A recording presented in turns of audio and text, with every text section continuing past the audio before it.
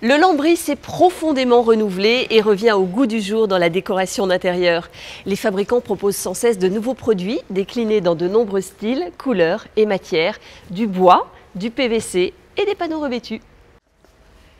Le lambris bois existe en plusieurs essences: pin, sapin, épicéa, chêne, teck, d'aspects variés, brut de sciage, brossé ou raboté, avec des finitions très différentes: naturel, lasuré, verni, cérusé ou peinte.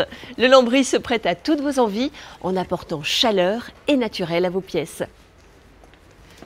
Si le lambris PVC n'offre pas le côté naturel du bois, il est prisé pour ses qualités de résistance au choc, sa rigidité, sa longévité et sa facilité de pose. Il ne craint pas les agressions des produits chimiques, est facile d'entretien et imputrescible.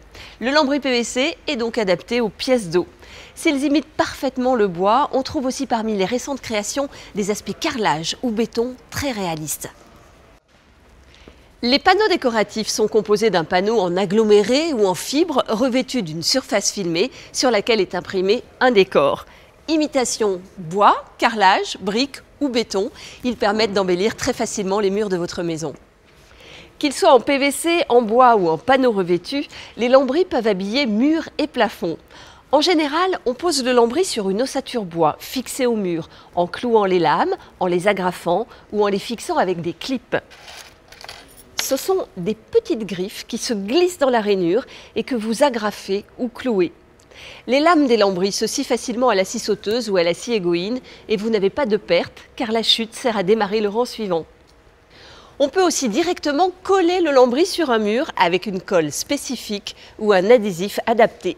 Cela exige un mur parfaitement plan, sain et sec au moment de la pose pour une tenue optimale dans le temps. Le lambris peut se poser dans le sens vertical pour donner de la hauteur à la pièce ou à l'horizontale pour élargir une entrée étroite.